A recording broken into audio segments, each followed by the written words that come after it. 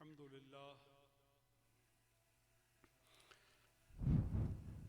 لله والصلاة والسلام على خير خلق الله وعلى آله وصحبه ومن والاه. أما بعد فأعوذ بالله من الشيطان الرجيم. بسم الله الرحمن الرحيم. وقولوا للناس حسنا صدق الله مولانا العظيم. أمرنا ولقنا بقوله إن الله وملائكته يصلون على النبي يا أيها الذين آمنوا صلوا عليه وسلموا تسليما. اللهم صل وسلم وبارك وتحنن على سيدنا مولانا محمد وعلى آل سيدنا حبيبنا ومولانا محمد وبارك وسلم بعدد كل ذرة 100,000 مرة. حاضرین، احباب رفقا، اللہ جل جلالہ وعم نوالہ کا شکر و احسان ہے کہ اس نے ہمیں دین متین، دین قویم اسلام کا معتقد بنایا ہے، اس میں یقین رکھنے والا اور اس کے مطابق اپنے اعمال کو ڈھالنے کی توفیق پانے والا کیا ہے. اسلام ایک ایسا ضابطہ کائنات ہے کہ جس میں انسان کی زندگی کے لیے خوبی اور انسان کی زندگی کو ترقی سے ہمکنار کرنے کی ضمانت اور انسان کے لیے اخلاقی اقدار اور روحانی پہلوؤں، دینی فرائض، مذہبی معاملات، خاندانی امور، ذمہ داریاں، حقوق اور فرائض میں اعتدال اور توازن اور ان کی بجا آوری میں مکمل رہنمائی اور خلوت و جلوت، دوستی اور ناراضگی کے اصول اور ضوابط اور ترجیحات، دوستوں کا چناؤ اور لوگوں کو آشنا بنانے کا طریقہ سکھاتا ہے. اور یہ تمام کی تمام خوبیاں ہمیں قرآن کریم میں ملتی ہیں، اور ان تمام خوبیوں کو عملی طور پر دیکھنے کے لیے اللہ کے رسول خاتم النبیین سید الاولین والآخرین صلی اللہ علیہ وآلہ وصحبہ وسلم کی ذات میں بہترین نمونہ ہے. خود قرآن کریم میں اللہ تعالیٰ نے فرمایا لَقَدْ كَانَ لَكُمْ فِي رَسُولِ اللَّهِ أُسْوَةٌ حَسَنَةٌ، تمہارے لیے اللہ کے رسول کی ذات میں بہترین نمونہ ہے. تو گویا ہمہ پہلو زندگی کو خوبصورت بنانے کے لیے اللہ کے رسول کی پیروی جس کو نصیب ہو گئی، اس کی زندگی کے اندر عمدگی آ گئی، اس کی زندگی کے اندر پختگی آ گئی، اور اس کی زندگی کے اندر توازن پیدا ہو گیا، اور تمام ناہمواریاں اور بیماریاں اور تمام معائب اور نقائص اور عیوب اس کی زندگی سے نکل گئے. آپ دیکھیں، طبقات صحابہ پہ اگر نظر ڈالیں تو مہاجرین اور انصار کے ایک ایک فرد کو اگر آپ دیکھیں تو میری اس بات کی تائید آپ کو طبقات صحابہ سے ملے گی کہ وہ تمام لوگ جو حضور کی معیت میں آئے اور جنہوں نے حضور کا قرب اٹھایا اور جنہوں نے حضور کی معیت کے نور سے اپنے آپ کو منور کیا، وہ خود اس درجہ پر پہنچ گئے کہ انہیں اللہ کی رضا مل گئی. تو یہ بات کسی بھی بنیادی عقل رکھنے والے کے لیے بھی سمجھنے میں دقت اور دشواری نہیں رکھتی کہ اللہ کے رسول کی صحبت اور مجلس اور معیت نے رضائے الہی کو جن کے لیے سینچ دیا ہے، اللہ کی فرما برداری کے اس اوج پر وہ پہنچ گئے ہیں کہ خالق و مالک کائنات نے انہیں اس زندگی میں ہی اپنی رضا کا مژدہ عطا کر دیا ہے۔ تو سبب اس کا کیا ہے؟ سبب اس کا معیت نبوی ہے۔ تو جب حضور کے ساتھ بیٹھنے میں اتنی نجات اور کامیابی اور ترقی ہے تو بالیقین اس کا نتیجہ یہ نکلتا ہے کہ حضور تمام کمالات کا جامع ہیں، اور حضور تمام صفات کے جامع ہیں، اور حضور تمام عظمتوں کے جامع ہیں، اور حضور تمام رفعتوں کے جامع ہیں، اور حضور ساری کائنات میں نجات اور کامیابی اور قرب الہی کا نصاب ہے۔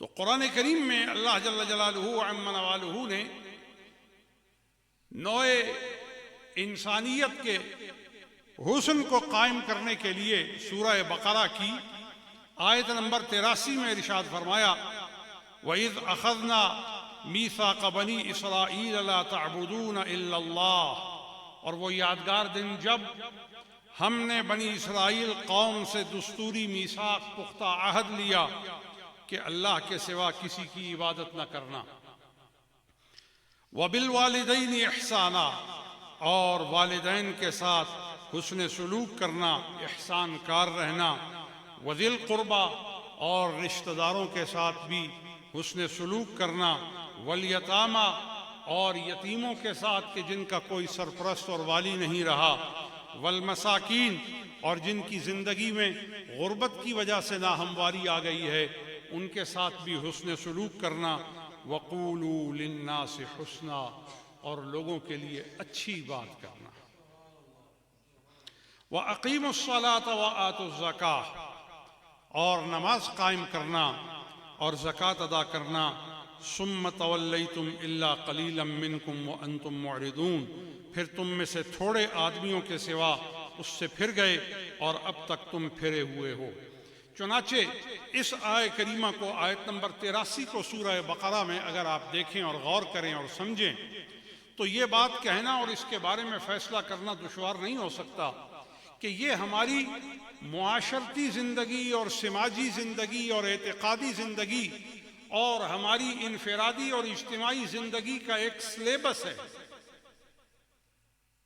کہ ہم نے اپنی معاشرتی زندگی کو کیسے تشکیل دینا ہے، ہم نے اپنی مذہبی زندگی کو کیسے تشکیل دینا ہے، اعتقادی زندگی کے اصول کیا ترتیب دینے ہیں، ہم نے لوگوں کے ساتھ گفتگو کیسے کرنی ہے، رویوں کو کس طریقے سے تشکیل دینا ہے، اور خاندان کا بنیادی عنصر اور خاندان کا بنیادی جو رکن ہے ماں باپ، ان کے ساتھ کیا رویہ رکھنا ہے۔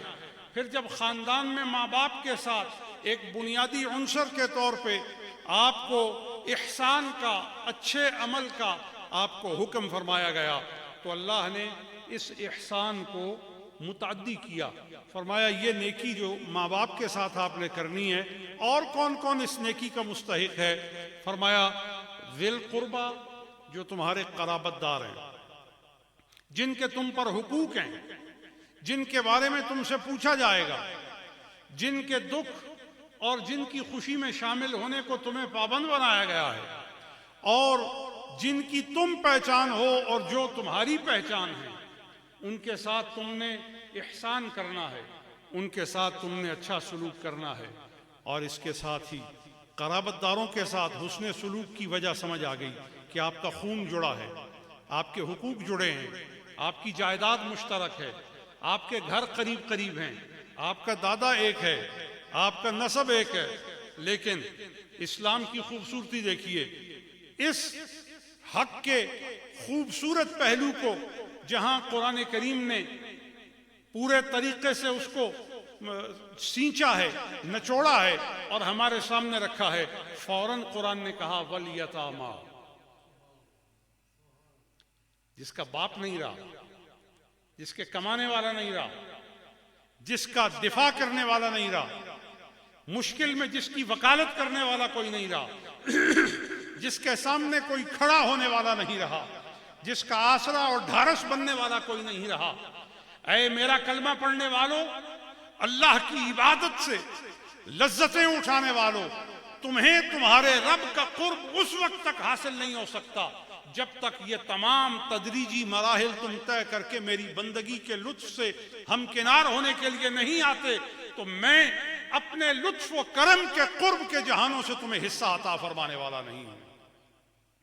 والیتاما، یتیم کے ساتھ حسن سلوک کرنا، اور والمساکین، جس کے پاس کھانے کو کچھ نہیں، جس کے پاس رہنے کو کچھ نہیں، جس کے پاس تن بدن ڈھانپنے کو کچھ نہیں، شاید جس کی بات سننے کے لیے کوئی تیار نہیں، جس کا آنسو پوچھنے کے لیے کوئی تیار نہیں، جس کی بات کو کوئی اہمیت دینے کے لیے تیار نہیں، اس کا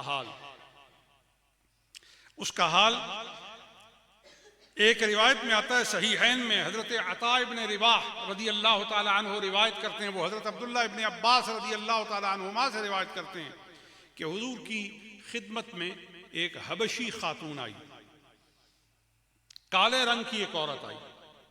حضور نے حضرت عبداللہ ابن عباس رضی اللہ تعالی عنہما کو فرمایا، کیا تم چاہتے ہو میں تمہیں جنتی عورت دکھاؤں؟ عرض کی یا رسول اللہ ہاں۔ فرمایا ایسے دیکھو، وہ حبشی سیاہ رنگ کی خاتون بیمار تھی، علیلہ تھی، مریضہ تھی، حضور کی خدمت میں آئی اور دکھ میں تھی، بیماری میں تھی، کلک میں تھی، رنج میں تھی، محن میں تھی، تکلیف میں تھی، دردوں سے وہ شدت کے ساتھ نڈھال تھی۔ حضور کی خدمت میں آئی تو اس سے پہلے کہ وہ کوئی اپنا درد سناتی، حضور نے اس کے لیے بشارت سنا دی۔ فرمایا تم چاہتے ہو کہ تمہیں جنتی عورت دکھاؤں؟ تو حضرت عبداللہ ابن عباس نے عرض کی ہاں یا رسول اللہ دکھائیے۔ تو فرمایا یہ عورت ہے، اور متن روایت میں آتا ہے کہ اس کو مرگی کی بیماری تھی۔ تو اس عورت نے عرض کیا رسول اللہ صلی اللہ علیہ وعلی آلہ وصحبہ وسلم، جب مجھے مرگی کی تکلیف ہوتی ہے تو میں ہوش میں نہیں رہتی اور میرا پردہ قائم نہیں رہتا، مجھے یہ بڑا درد ہے، مجھے یہ بڑی تکلیف ہے، میرے قلب کو چور چور کر دیتی ہے کہ یہ بیماری اللہ کی طرف سے مجھ پہ عائد ہے، اور جب یہ مجھ پہ واقع ہوتی ہے، اس کا اثر ہوتا ہے، تو آپ جانتے ہیں کہ مرگی کا بندہ جب اسے مرگی کا دورہ پڑتا ہے تو وہ اچانک گر پڑتا ہے، اور پھر اس کے بعد اس کا کوئی حال نہیں رہتا اور اسے اپنا ہوش نہیں رہتا۔ تو جب مرد اس کی شدت سے مغلوب ہو کر کیسے حال میں چلا جاتا ہے، تو عورت جو صنف نازک ہے، آپ اندازہ کریں کہ اس پر اس کا اثر کتنا سنگین ہوگا۔ تو اس نے رحمت عالمیہ صلی اللہ علیہ وآلہ وصحبہ وسلم کی خدمت میں عرض کی یا رسول اللہ، یہ جب مرگی کا مجھ پہ دورہ پڑتا ہے نا تو میرے پردے کے معاملات بہت دشوار ہو جاتے ہیں، اور اس کی پھر مجھے تکلیف مرض سے زیادہ ہوتی ہے۔ تو حضور نے یہ میرا قرین قیاس ہے کہ حضور نے اس کی عفت معابی کی اس نزاکت سے اسے جنتی قرار دیا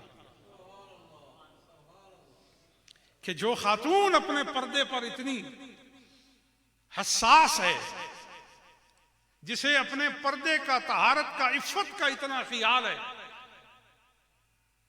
تو آپ دانا لوگ میرے سامنے بیٹھے ہیں، جسے پردے کا خیال ہو اور جو پردے کے لیے حساس ہو اور جسے پردے کے زائل ہونے کا درد اور تکلیف ہو، اسے حضور فرماتے ہیں یہ بالیقین جنتی ہے۔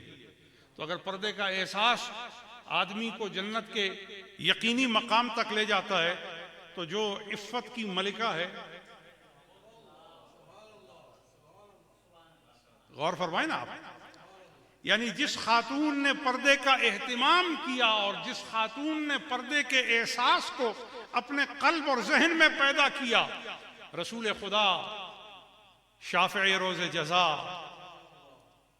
علیہ التسلیم والصلاة وعلى آلہ واصحابہ کما یحب ربنا ویرضاہ، اس خاتون کے لیے فرماتے ہیں اپنے صحابی اور اپنے چچیرے اور حضور کی آل بیت کے فرد حبر الامہ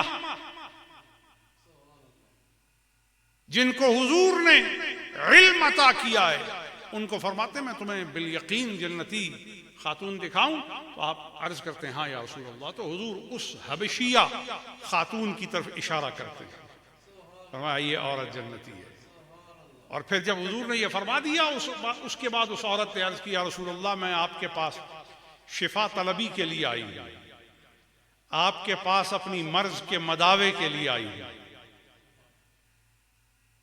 تداوی امراض کے لیے آئی ہوں، جو مجھے لاحق ہے اس کے زوال کے لیے آئی ہوں، اسے ہٹانے کے لیے آپ کے پاس آئی ہوں۔ کیا پتا چلا؟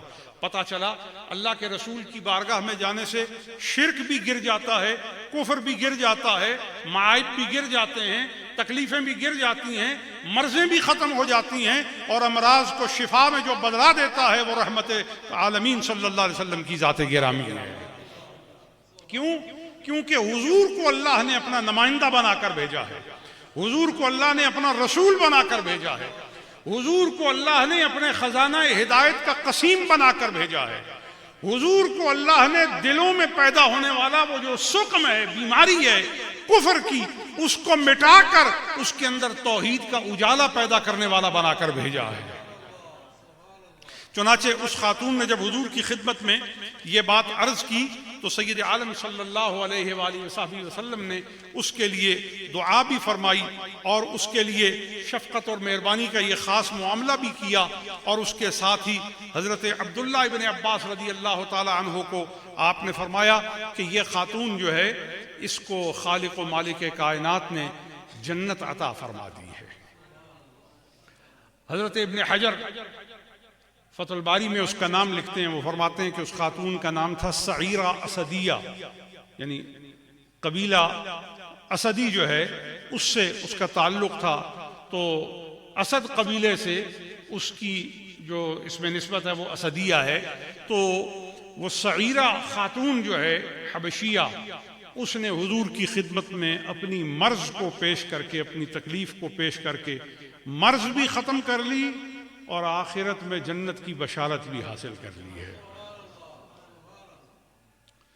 تو مریض آیا تو حضور نے اس کے لیے ایسا قول حسنہ فرمایا کہ جنتی ہونے کی بشارت دی، ایسا قول حسنہ فرمایا۔ قول حسنہ کی تفسیر میں امام جلال الدین سیوطی نے تفسیر جلالین میں لکھا ہے قول حسنہ جو ہے قول لین کو کہا جاتا ہے، نرم بات کو۔ لیکن کیسی نرم بات؟ کہا ایسی نرم بات جو لوگوں کے دلوں کو پھیر دے، لوگوں کے دلوں کو پلٹ دے، لوگوں کے دلوں کو متوجہ کر دے، اپنی طرف نہیں۔ کس کی طرف پھیر دے؟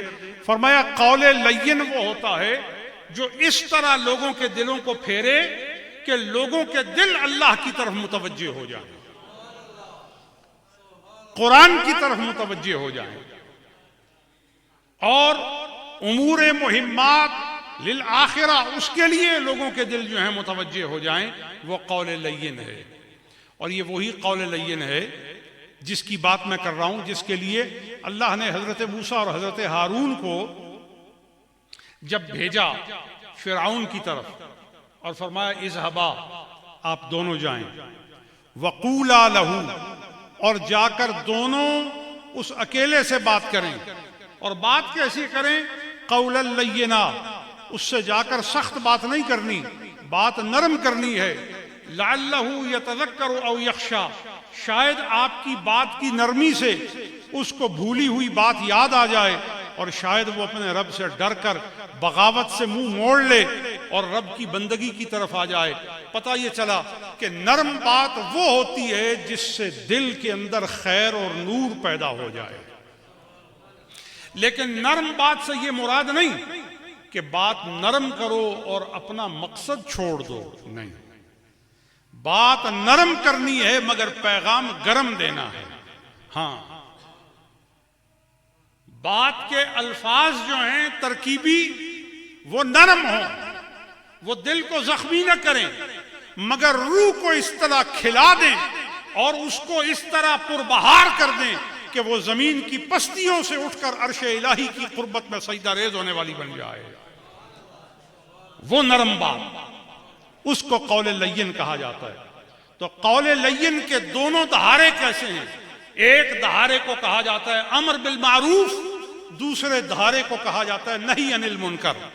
تو ایسی نرم بات ہو کہ جس کا ایک طرف معروف کے حسن سے بھرا ہو، جس کا دوسرا پہلو اور رخ جو ہے وہ منکر سے منہیت کے ساتھ بھرپور ہو، اور ان دونوں پہلوؤں کے درمیان جو حسن ہوگا اس حسن کو قول لین سے تعبیر کیا گیا ہے. تو فرمایا وَقُولُوا لِلنَّاسِ حُسْنًا، لوگوں کے ساتھ ایسی اچھی بات کرو.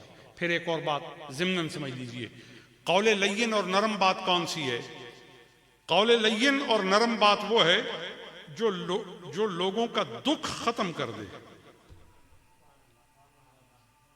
کہیے، بولیں. ہاں، آپ یوں بھی کہہ سکتے ہیں رنجیدہ کا رنج ختم کر دے، دکھیارے کا دکھ ختم کر دے، مبتلا تکلیف کی تکلیف ختم کر دے، تنہائی کے شکار کی تنہائی ختم کر دے، اور غربت میں اپنی احساس کمتری کی زنجیر میں جکڑے ہوئے کو جو آزادی دلا دے، اسے قول لین کہا جاتا ہے.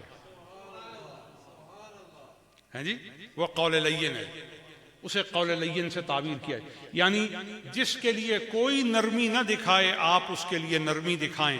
دنیا میں نرمی تم دکھاؤ، قیامت میں نرمی تم سے رب اپنی رحمت کے ساتھ کرے گا، اور قیامت میں نرمی تم سے شفاعت کے ذریعے میرا مصطفیٰ فرمائے گا.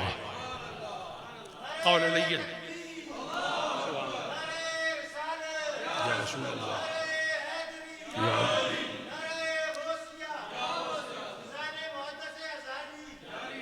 تو قول لین فرمایا نرم بات کریں، جس کو حسنہ سے بھی تعبیر کیا ہے، خوبصورت بات، اچھی بات، قیمتی بات، قدر والی بات. وَقُولُوا لِلنَّاسِ حُسْنًا، فرمایا لوگوں کے لیے اچھی بات کرو. اور یہ اچھی بات ایسی ہے کہ زندگی کی کوئی حالت آپ کے سامنے بیان ہو، آپ اس کے اندر حسن کو بکھیریں، آپ اس کے اندر خوبصورتی کو بکھیریں. اس کے ذیل میں محدثین کرام ایک روایت لائے ہیں. کہا کہ خیبر کا موقع تھا تو سید عالم صلی اللہ علیہ وآلہ وسلم نے پوچھا علی کہاں ہے؟ این علی؟ تو عرض کی یا رسول اللہ اشتکا عیناہ، آپ کی آنکھیں دکھ گئی ہیں، آشوب چشم آ گیا ہے آپ کو. تو حضور نے بھیجا بندہ، فرمایا بلاؤ. جب وہ آئے تو روایت میں آتا ہے کہ نبی اکرم صلی اللہ علیہ وآلہ وسلم فبصق فی عینیہ، آپ نے اپنا لعاب اقدس ان کی دونوں آنکھوں میں لگایا.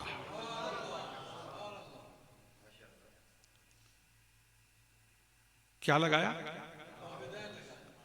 لعاب انور، لعاب اطہر، لعاب اقدس سیدنا علی کی دونوں آنکھوں میں حضور نے لگایا. اور اس لعاب انور کی تاثیر کیا ہے؟ میں دو تین مختصر باتیں آپ کے سامنے روایات معتمدہ سے رکھتا ہوں. اس لعاب اقدس کی تاثیر یہ ہے کہ اگر غار میں جناب سیدنا ابوبکر صدیق کو سانپ کاٹ جائے تو حضور یہ لعاب لگاتے ہیں تو زہر کافور ہو جاتا ہے. اچھا، یہی وہ لعاب اقدس ہے جو آپ میں سے خوشبخت لوگ جنہوں نے ادھر طائف سے آتے ہوئے قرن المنازل سے جنہوں نے احرام باندھا ہو، یا جنہوں نے جعرانہ سے احرام باندھا ہو. جعرانہ مکہ سے کچھ فاصلے پر ایک مقام ہے جو میقات ہے، اور غزوہ حنین سے جب نبی کریم صلی اللہ علیہ وآلہ وسلم فارغ ہوئے تو آپ نے جعرانہ میں تقریباً 30 دن قیام فرمایا، مہینہ بھر. اور اس مقام پر آج مسجد ہے جسے مسجد میقات جعرانہ کہا جاتا ہے. وہاں حضور نے مہینہ بھر قیام فرمایا، اور شہدائے حنین اس مسجد کے عقب میں محراب والی سمت، عقب میں ان کے مقابر شریف، روضہ جات شریف شہدائے حنین کے وہاں موجود ہیں، اور خوشبخت لوگ زیارت کرتے ہیں اور برکتیں پاتے ہیں۔ اسی جو اس کا ہے، اس کی جدار ہے، اس کی دیوار ہے مقابر صحابہ اور مقابر شہدائے حنین کی، اس دیوار سے متصل ایک کنواں ہے۔ اس کنویں میں کفار نے نہایت ہی مہلک زہر پھینک دیا تھا، جس کے بارے میں آتا ہے کہ ایک قطرہ کسی کے منہ میں چلا جائے تو وہ اس کی موت کے لیے کافی ہے۔ تو جب حضور وہاں تشریف لائے تو عرض کی گئی، یا رسول اللہ صلی اللہ علیہ وعلی آلہ وصحبہ وسلم، اس کنویں کے پانی میں کفار نے زہر ڈال دی ہے۔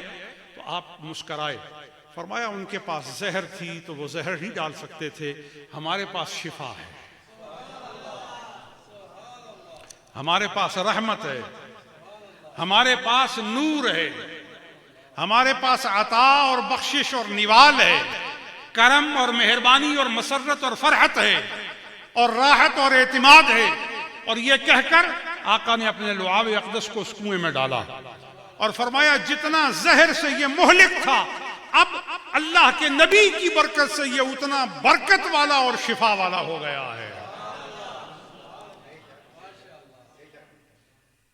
یہ دو تین روایات میں نے آپ کے سامنے رکھی تاکہ آپ کو ذرا اندازہ ہو جائے کہ حضور کے لعاب اقدس میں کتنی برکت ہے۔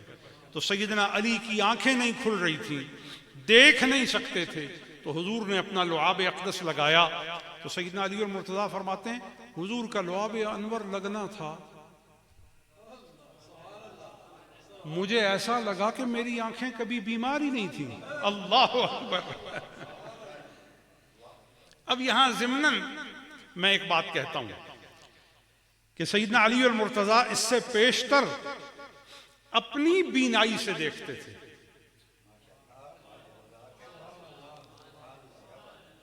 قبل مساسے ابہامین، حضور کے دونوں ہونٹوں یا آپ کی دونوں انگلیوں مبارک کے لمس سے پیشتر آپ صرف اپنی بدنی قوت سے دیکھتے تھے، اور مشاہدہ کی قوت آپ کی اپنی توانائی تک موقوف تھی۔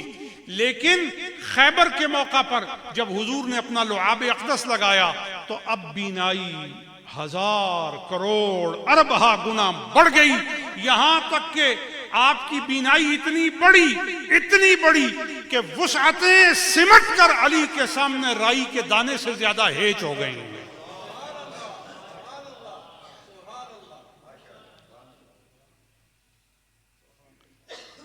دیکھیں نا، ذریعہ ہوتا ہے نا جو آپ کو دکھاتا ہے، خود سے خود تو آپ نہیں دیکھ سکتے نا، ذریعہ ہوتا ہے۔ تو آپ دوربین سے دیکھتے ہیں تو میلوں تک آپ کی نظر پہنچ جاتی ہے کہ نہیں؟ بولتے نہیں؟ دوربین آپ کے آنکھ کے ڈیلے اور مطلوب چیز کے درمیان آ جائے تو آپ میلوں کی مسافت مشاہدے کے لیے معنی میں نہیں رکھتے اور خاطر میں نہیں لاتے، آپ اس کو دیکھ لیتے ہیں۔ اچھا، اب زمانہ تھوڑا اور ترقی کر گیا ہے، اب زمانہ آ گیا سیٹلائٹ کا، اور سیٹلائٹ سے لوگ ہزاروں کلومیٹر کے فاصلے پر یہاں موجود نہیں ہوتے، ہزاروں میل دور بیٹھے ہوتے ہیں، اور وہ سیٹلائٹ سے آپ کو دیکھ رہے ہیں۔ اور آپ جو جیو فینسنگ ہوتی ہے، آپ اس کو دیکھیں، جیو فینسنگ سے پتہ چل جاتا ہے کون بندہ کتنے بجے کہاں پر تھا۔ تو اگر جیو فینسنگ کی فریکوینسی کا یہ عالم ہے تو اللہ کی قدرت کی فریکوینسی کا عالم کیا ہوگا؟ وہ فرماتا ہے جیو فینسنگ سے تو تم صرف ایگزسٹنس جانتے ہو نا، کہ کون کہاں تھا، کس جگہ تھا۔ سنو، تمہارا رب یعلم خائنۃ الاعین، تیرا رب تیری آنکھ کی خیانت کو بھی جانتا ہے۔ دنیا میں ایسا ابھی تک کوئی انسٹرومنٹ پیدا نہیں ہوا جو یہ ڈیٹیکٹ کر سکے کہ دیکھنے والے نے برا دیکھا ہے یا اچھا دیکھا ہے، دیکھنے والے کی دیکھنے کی نیت بری تھی یا اچھی تھی۔ رب فرماتا ہے یعلم خائنۃ الاعین، تیرا رب تیری آنکھ کے زاویے کی اچھائی اور برائی کو بھی جانتا ہے. یہ تو یہ وما تخفی الصدور، آنکھ سے جو دیکھتا ہے وہ تو سامنے ہے، تیرا رب دل میں چھپے ہوئے بھید کو بھی جانتا ہے. وما تخفی الصدور، وہ سینوں کے بھیدوں کو بھی جانتا ہے اور وہ ہر چیز کی حقیقت سے آشنا ہے. تو چنانچہ جب سیدنا علی المرتضیٰ کو وہ لعاب اقدس لگا تو پھر آپ دوریوں کو اس طرح دیکھتے تھے جس طرح کوئی قریب کی بستیوں کو اور پاس بیٹھے ہوئی حقیقت کو دیکھتے. کیوں؟ کیونکہ یہ آنکھ سے نہیں دیکھ رہے تھے، یہ برکت رسول سے دیکھ رہے تھے. ہاں جی، یہ کیا ہے؟ بولیے بولیے، یہ کیا ہے؟ اچھا، برکت رسول پر مجھے ایک بات یاد آ گئی ہے. برکت رسول کا عالم کیا ہے؟ ایک صحابی ہیں، وہ جب جہاد کے لیے لشکر نکلتا نا تو وہ عرض کرتے یا رسول اللہ میں سامان اٹھاؤں گا. بولیں بولیں. اچھا، تو حضور نے فرمایا ہاں ٹھیک ہے، تو سامان لشکر کا اٹھائے گا. ان کو ایک صحابی نے سامان دے دیا، انہوں نے اٹھا لیا. دوسرے نے دے دیا، انہوں نے وہ بھی اٹھا لیا. تیسرے نے دے دیا، انہوں نے وہ بھی اٹھا لیا. چوتھے نے دے دیا، انہوں نے وہ بھی اٹھا لیا. یہاں تک کہ رجال کی کتابوں میں آتا ہے کہ آپ پورے لشکر کا سامان اٹھا کر اس طرح چلتے کہ نظر نہیں آتا تھا، یہی پتہ چلتا تھا کہ سامان چلتا جا رہا ہے. تو صحابہ کرام نے جب ان کو ایسے انداز میں سامان اٹھایا دیکھا تو کہا گیا اہو سفینۃ، کیا یہ جہاز ہے؟ اہو سفینۃ، کیا یہ جہاز ہے؟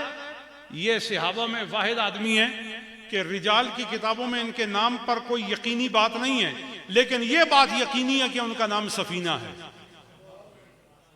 ماں باپ نے ان کا کیا نام رکھا، کتب میں کوئی یقینی خبر نہیں آتی کہ قطعی طور پہ یہ کہا جا سکے کہ ان کا یہ نام ہے، لیکن حضور کی دعا کی برکت سے ان میں جو طاقت آئی تھی کہ پورے لشکر کا سامان جہاز کی طرح اٹھاتے تھے، ان کا نام ہی جہاز ہو گیا، سفینہ.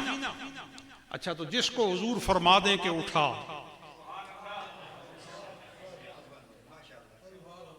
میں نے یہ بات صرف اس لیے کی ہے کہ تاکہ آپ کو بات سمجھ آ جائے کہ الفاظ نبوی میں تاثیر اور برکت کیا ہے. ذرا سینچیے، نچوڑیے ذرا اس حوالے سے.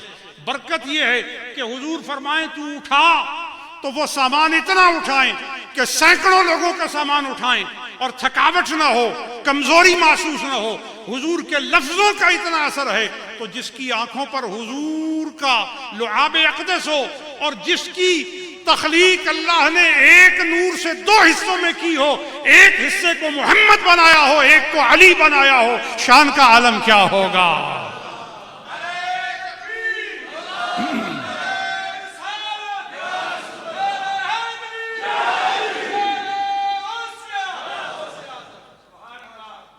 تو سیدنا علی المرتضیٰ نے حضور کا لعاب اقدس پایا اور آپ کی دعا مبارک پائی تو آپ کو شفا ہو گئی. برکت رسول سے شفا ہو گئی. بولیے نا، برکت رسول سے شفا ہو گئی. اسی طرح ایک اور واقعہ آتا ہے.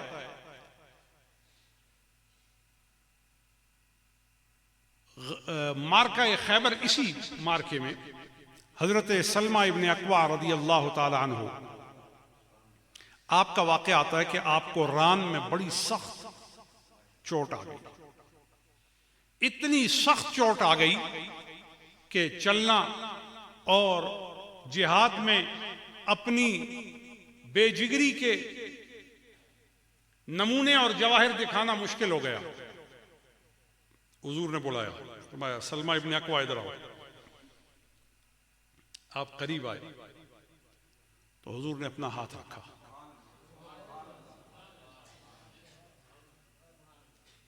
خنجر لگا کہ تلوار لگی، نیزہ لگا کہ بھالا لگا، لیکن آہنی جسم کو چیر دینے والا پھالا لگا، جس کی دھار نے جسم کو چیر کر رکھ دیا اور جسم میں درد اور تکلیف اور انحراق دم کی وہ شکل بنائی کہ اس کو برداشت کرنا طبیعت میں نہیں تھا اور برداشت کے دائرے ٹوٹ رہے تھے اور حوصلے اپنی کمزوری کی صورت پر دلالت کرنے کی تدبیر کر رہے تھے کہ حضور کی بارگاہ میں پہنچ گئے.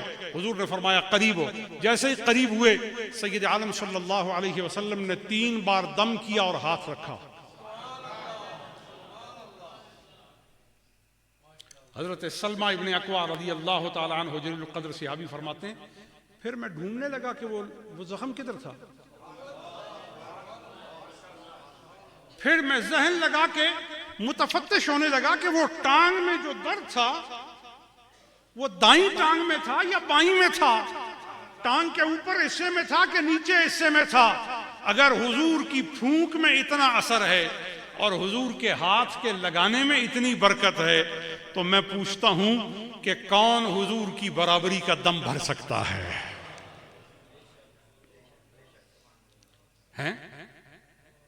ہم اور آپ چھوتے رہیں تو کیا ہوگا؟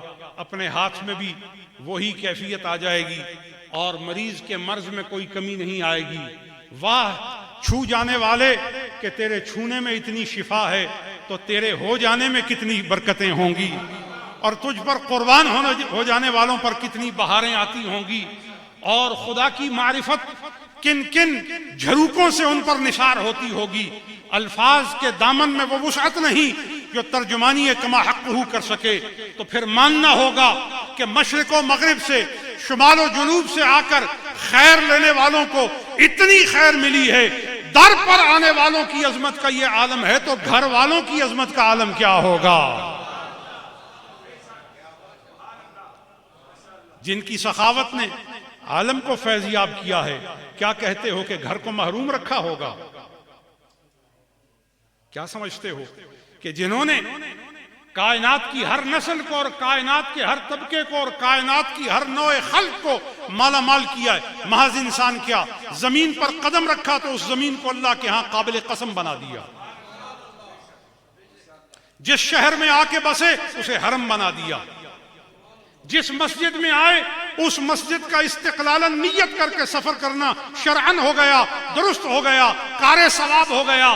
اور جہاں جہاں تشریف لے گئے وہ تمام جگہیں برکت والی ہو گئیں، نور والی ہو گئیں اور آثار ربانی کا اپنے اندر ایک ایسا خزینہ جمع کرنے والی ہو گئیں. تو سوچئے کہ اگر جگہوں کے ساتھ اتنا نور ہے، مجلس کے ساتھ اتنا نور ہے، خطبے کے ساتھ اتنا نور ہے تو آپ کے خون میں کتنا نور ہوگا، آپ کی نسل میں کتنا نور ہوگا، آپ کے خاندان کنبہ اور قبیلہ میں کتنا نور ہوگا اور آپ کے گروہ انور میں کتنا نور ہوگا. اس کو آپ سوچئے اور سمجھنے کی کوشش کیجئے. جس جانور پر حضور نے سواری کی وہ جنت میں جانے سے پیچھے نہیں رہا. وہ جانور جنت میں جائے گا. میں کہتا ہوں یہ بات حضور کے فضل میں بیان کرنا زیادہ موضوع نہیں ہے کیونکہ اصحاب کہف کی فضیلت میں یہ بات آتی ہے کہ ولیوں کی سنگت میں کتا بیٹھے تو وہ جنت میں جاتا ہے، رسول خدا کی سنگت میں کوئی بیٹھے تو وہ جہاں پہنچ جاتا ہے عقل حیرت میں گم رہتی ہے اور اس کی پرواز بلند سے بلند ہوتی چلی جاتی ہے.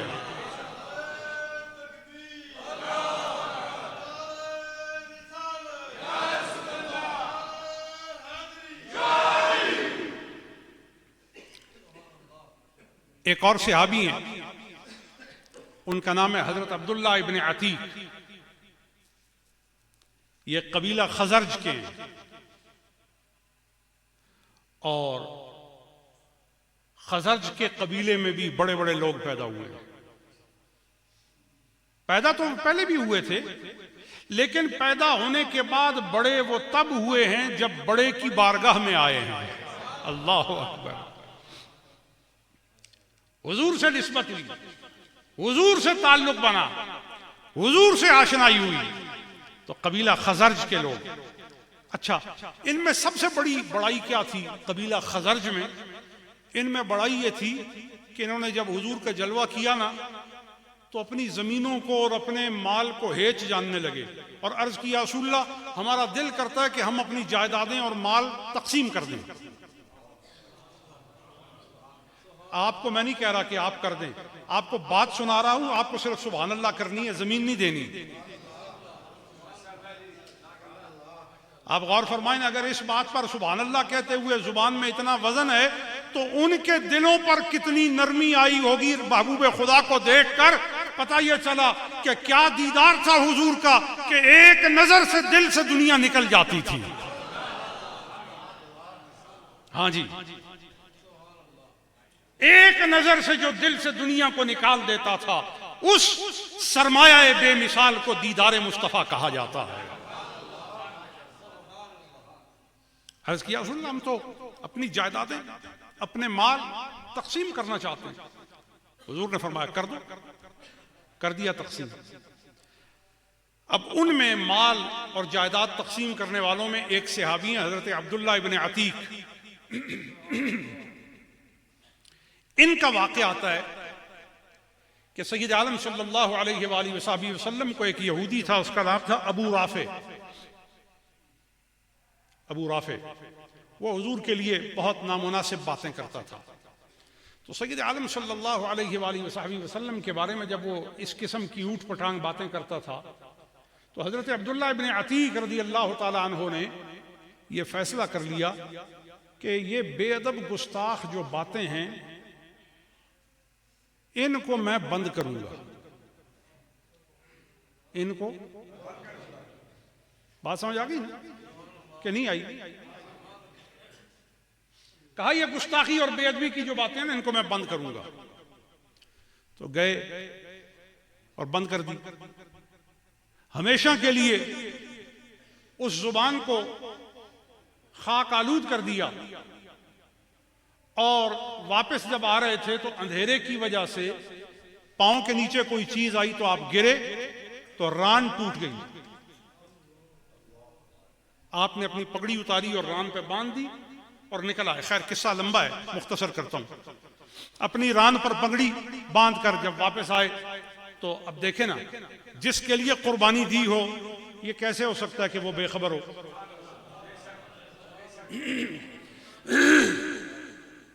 یہ کیسے ہو سکتا ہے کہ حضور بے خبر ہو؟ بندہ مٹ جائے نہ آقا پہ وہ بندہ کیا ہے, اور بے خبر ہو جو غلاموں سے وہ آقا کیا ہے. چنانچہ حضرت عبداللہ ابن عتیق رضی اللہ تعالیٰ عنہ حضور کی وفاداری میں یہ رسم خوب رنگین کر کے واپس جب پلٹ رہے تھے تو ران پر پگڑی باندھی ہوئی تھی. تو حضور نے فرمایا ما برجلک, تیری ٹانگ کو کیا ہوا ہے؟ عرض کیا رسول اللہ ٹوٹ گئی ہے. فرمایا پگڑی کھول. جب پگڑی کھولی تو ہاتھ رکھا.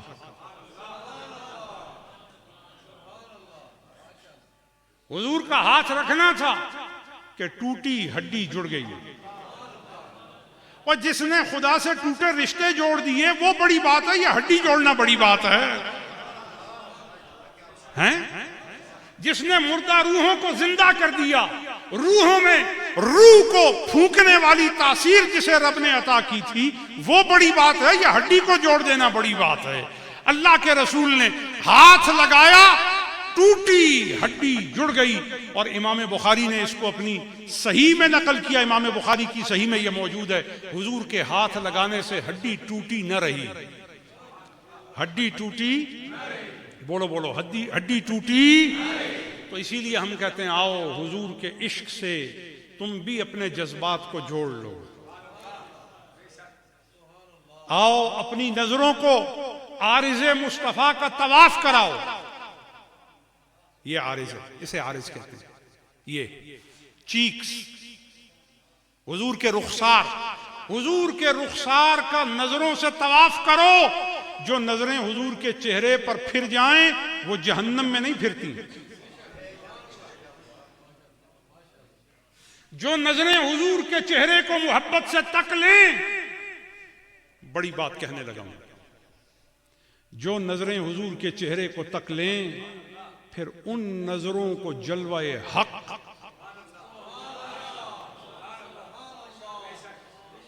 ان نظروں کو جلوہ کرایا جاتا ہے. یہ اس نظر کا مقدر ہے, یہ اس آنکھ کا نصیب ہے جو حضور کے عارض انور کو عشق و ادب کے ساتھ تکتی ہیں. اور تکنے والوں میں جذبہ کیسا تھا؟ تکنے والوں میں جذبہ ایسا تھا کہ ایک انصاریہ کو پتہ چلتا ہے کہ احد کے معرکے میں حضور کی شہادت ہو گئی ہے، لیکن یہ خبر پھیلی حضرت مصعب ابن عمیر کی شہادت سے کہ وہ ہم شکل رسول تھے، تو ان کی شہادت پر کفار نے حضور کی خبر اڑا دی العیاذ باللہ۔ وہ اپنے گھر سے بھاگی بھاگی نکلی حضور کی خبر کے لیے۔ راستے میں ایک صحابی سے ملاقات ہوتی ہے اور وہ صحابی پوچھتے ہیں کہاں جا رہی ہیں؟ تو وہ کہتی ہیں ادھر میدان کی طرف جا رہی ہوں۔ تو کہتی ہیں کچھ خبر ہے تمہیں؟ وہ فرماتی ہیں بتاؤ کیا خبر ہے؟ تو وہ کہتے ہیں تمہارا شوہر شہید ہو گیا ہے۔ انہوں نے کہا کوئی بات نہیں، میں صبر کر لوں گی، بتاؤ حضور کا کیا حال ہے؟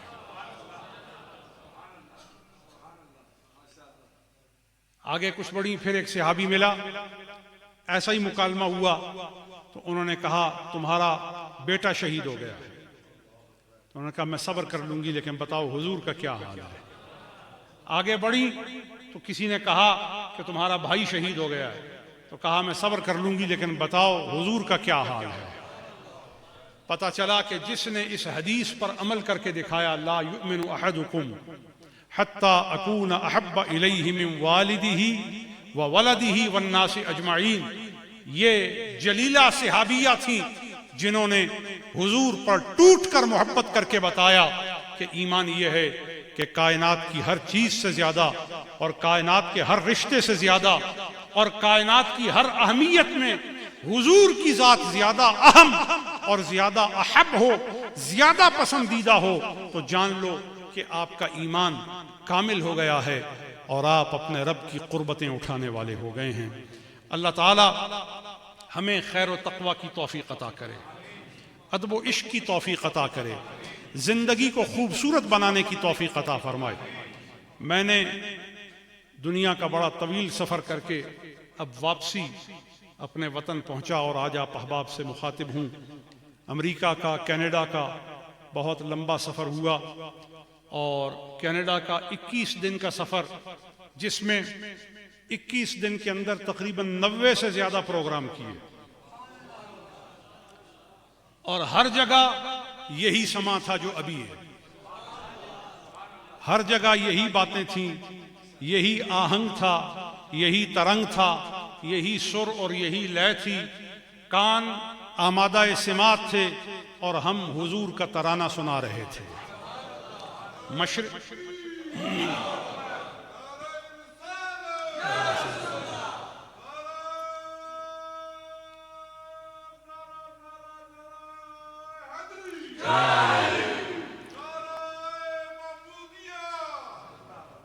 جزاک اللہ۔ تو ہر جگہ اللہ اور اس کے رسول کی یاد کا نور بکھرتا رہا، اور ہر جگہ کتاب و سنت کا پیغام عام ہوتا رہا۔ اسی طرح امریکہ میں ایسٹ کوسٹ سے لے کے ویسٹ کوسٹ تک سارے امریکہ کا ایک ہفتے کا دورہ کیا، لیکن ہفتہ میں تقریباً 12 اسٹیٹس میں گیا، اور وہاں بھی، اور پھر پرٹیکولرلی شکاگو میں بہت اجتماعات ہوئے۔ اور مختصر یہ کہ الحمدللہ ہر موقع پر اللہ اور اس کے رسول کی یاد کو اور اللہ اور اس کے رسول کی طرف متوجہ کرنے کو اپنی ترجیح کا حصہ بنائے رکھا۔ خالق و مالک کائنات ہم سب پر اپنا لطف و کرم فرمائے اور اپنی مہربانیوں سے ہمکنار کرے۔ اب ایک دو خصوصی اعلانات کرتا ہوں۔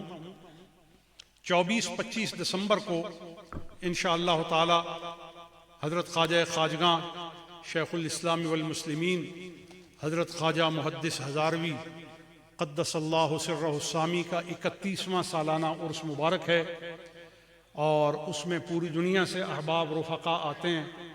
آپ احباب بھی ذوق اور شوق کے ساتھ آئیں، شرکت کریں۔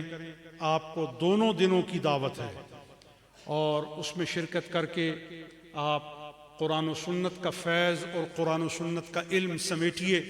زندگی بہت مختصر ہے، ہر ایک کی زندگی بہت مختصر ہے، لیکن اس سے پہلے کہ فرش قبر پر لیٹیں اپنی قبر کو روشن کرنے کی تدبیر کر لیں۔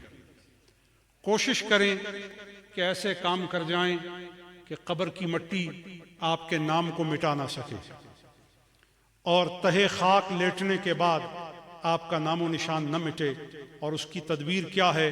اس کے نام سے جڑ جائیں جس کا نام مٹنے والا نہیں ہے۔ عارفان حق فرماتے ہیں گر تو خواہی رہ بیابی سوئے آں، اگر تو اللہ کی بارگاہ میں قربت چاہتا ہے اور اللہ کی بارگاہ میں اپنا بے مثال حصہ چاہتا ہے تو اس کا نسخہ کیا ہے؟ فرمایا بے نشان شو، بے نشان شو، بے نشان، پھر اپنا نام تو خود مٹا تاکہ تیرا نام وہ جمائے، اور جب تیرا نام وہ جمائے پھر کون تیرا نام مٹائے؟ تو جن لوگوں کو میں نے دیکھا ہے کہ وہ لوگوں کو پیسے دے کر اپنا نام و نشان قائم کرنے کی کوشش کرتے ہیں، پھر جب تک پیسے ملتے رہتے ہیں نام رہتا ہے، اور جب پیسے اور پیسے والا دونوں گئے تو کہو تیسرا بھی گیا، تیسرا بھی۔ وہ دہلی میں ایک سلسلہ تھا نا بہت بڑا، اس کا نام تھا رسول نمائی۔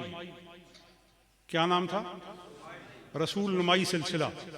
تو وہ ان کا بڑا اثر تھا، بڑے لوگ امیر کبیر وزراء ان کے مرید بنے، اور بڑا ان کے پاس مال دولت، اور پھر جو لوگ آتے ان کو بھی بہت کچھ دے کر وہ کہلواتے۔ بہرحال یہ مقصود نہیں ہے میرا، لیکن پھر جب وہ فوت ہوئے اور پیسے میں کمی آ گئی، اور پھر ان کے نام کو بلند کرنے کے لیے کوئی پیسے بانٹنے تقسیم کرنے والا نہ رہا، تو آج کوئی ان کے نام کو بھی نہیں جانتا۔ جس طرح حویلیہ میں میں نے رسول نمائی نام لیا تو آپ میں سے بہت سے لوگ حیران ہو گئے کہ یہ کیا نام ہے۔ تو آپ دیکھیں نا کہ جب آدمی صرف مال کے پیچھے بھاگتا ہے تو اس کا نام حیرت بن جاتا ہے، اور جب وہ اپنے رب کے نام کے پیچھے بھاگتا ہے تو اس کا نام برکت اور کمال اور کرامت بنا دیا جاتا ہے۔ کیسے؟ جیسے سیدنا علی بن عثمان حجویری، شادی نہیں کی، بچہ نہیں، کوئی بھائی نہیں، خاندان کنبہ قبیلہ نہیں، نام و نشان کا یہی سلسلہ ہوتا ہے نا، بیوی ہوگی، بچہ ہوگا، بھائی ہوگا، خاندان ہوگا، وراثت ہوگی، اسی سے پہچان ہوگی۔ لیکن سیدنا علی بن عثمان حجویری کا نہ بھائی، نہ بیٹا، نہ گھر بار، نہ کنبہ، نہ کوئی عورت، نہ کوئی اور سلسلہ، بس ایک ہی سلسلہ تھا، اللہ۔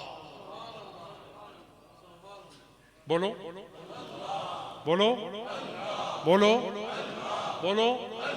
اتنا آپ نے اللہ اللہ کیا اور اتنا اللہ اللہ کروایا کہ اب کسی زندہ کو کوئی اتنا نہیں جانتا جتنا قبر میں لیٹے ہوئے اس بے مثال کو جانتا ہے۔ تو لہٰذا اللہ سے جڑ جائیں، اس کے رسول سے جڑ جائیں، حضور کی اہل بیت کی محبت پیدا کریں، حضور کے صحابہ کی محبت پیدا کریں، نفرتوں کو ختم کریں، اسی سے برکت ملے گی۔ 24-25 دسمبر کو عرس مبارک ہوگا۔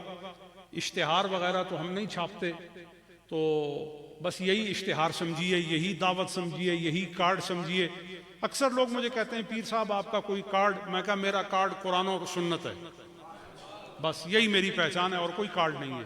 تو لہٰذا آپ کو بھی یہی کہتا ہوں کہ اپنی پہچان اور اپنی زندگی کی خوبصورتی قرآن و سنت کو بنائیں، اسی میں برکت اور نجات ہے۔ اللہ